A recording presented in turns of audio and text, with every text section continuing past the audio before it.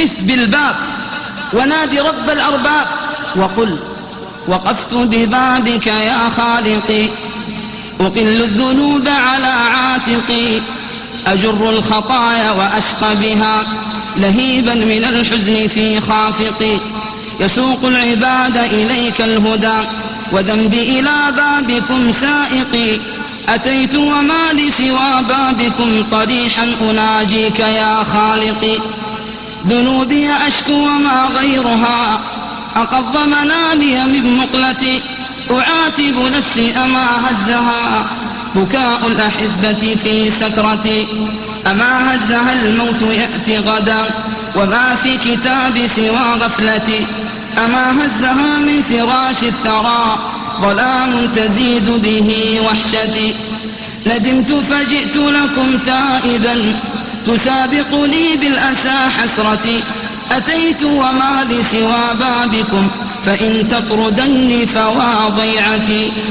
إلهي أتيت بصدق الحنين يناجيك بالتوب قلب حزين، إلهي أتيتك في أضلعي إلى ساحة العفو شوق دفين،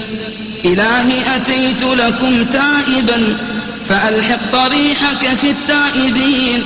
أعنه على نفسه والهوى فإن لم تعنه فمن ذا يعين،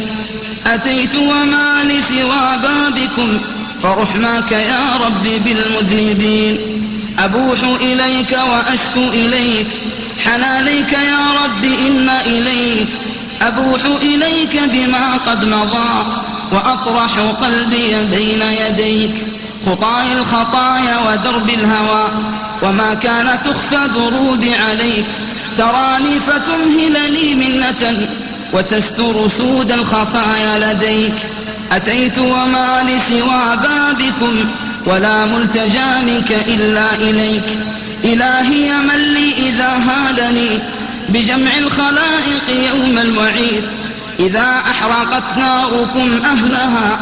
ونادت أيا ربي هل من مزيد،